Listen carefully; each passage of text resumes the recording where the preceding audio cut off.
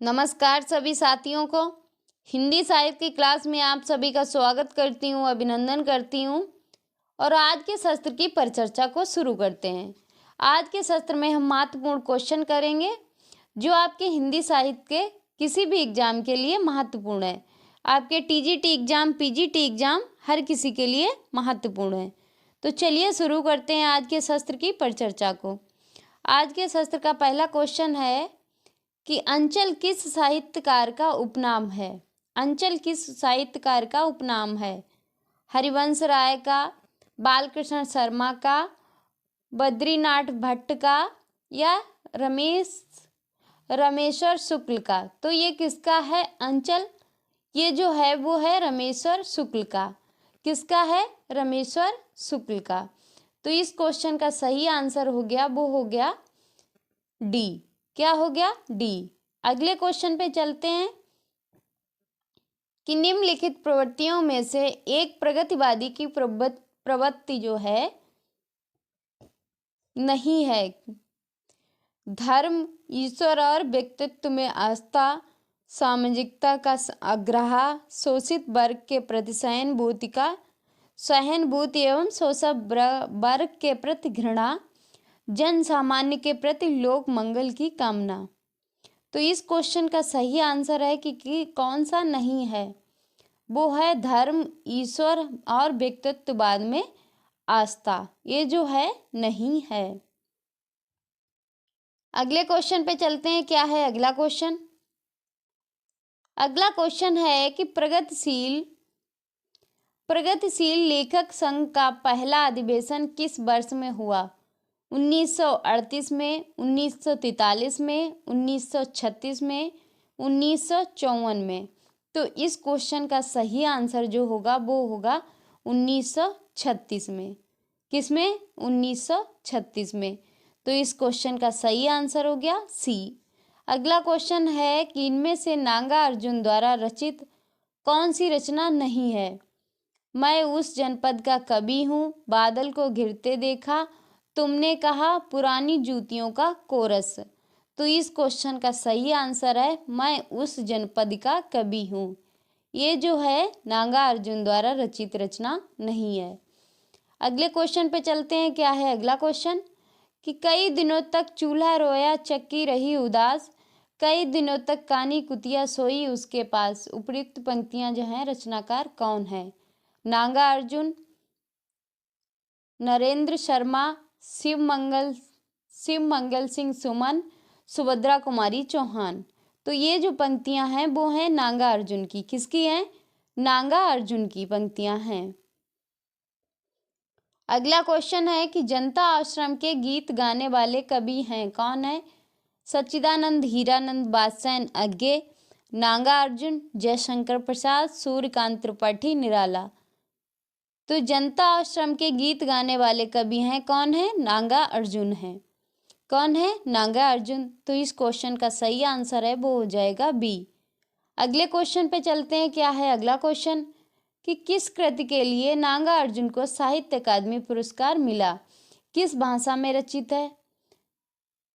तो वो जो भाषा में कौन सी और किस भाषा में रचित है? संस्कृत, प्राकृत, हिंदी, मैथिली। तो वो जो है मैथिली भाषा में रचित रचना है। तो इस क्वेश्चन का सही आंसर है डी। अगला क्वेश्चन है सन 1974 में साहित्य अकादमी पुरस्कार प्राप्त शिव मंगल सिंह सुमन की रचना मिट्टी की बारात किस विधा की कृति है?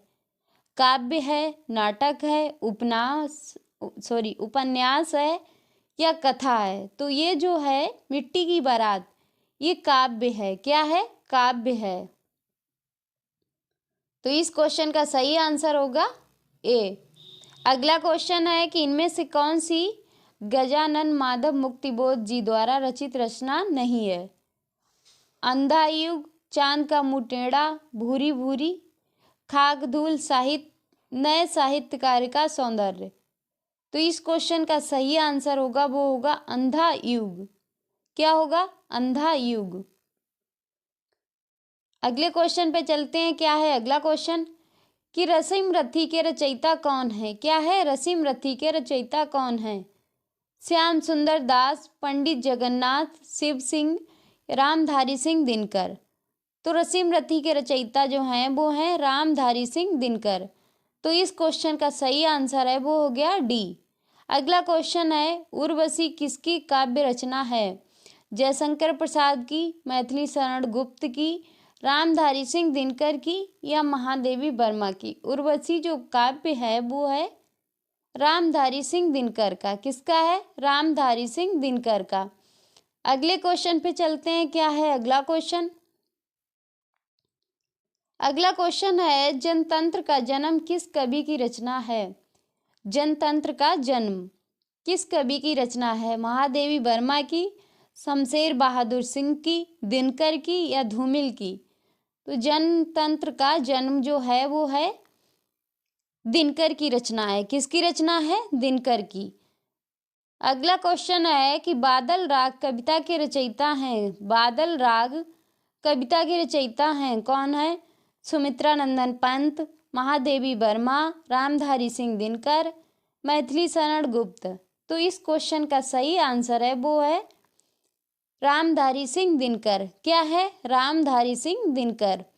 अगले क्वेश्चन पे चलते हैं। क्या है अगला क्वेश्चन? कि कौन सी दिनकर की रचना नहीं है? उर्वशी, कुरुक्षेत्र, मृगनयनी, रसीम रथी। तो दिनकर की रचना नहीं है वो कौन सी है? मृगनयनी जो है दिनकर जी की रचना नहीं है। अगले क्वेश्चन पे चलते हैं। क्या है अगला क्वेश्चन? अगला क्वेश्चन है कि रामधारी सिंह दिनकर किस कृति पर साहित्य अकादमी पुरस्कार मिला? कुरुक्षेत्र पर या उर्वशी पर या संस्कृत के 4 अध्याय या रसीम रथी पर?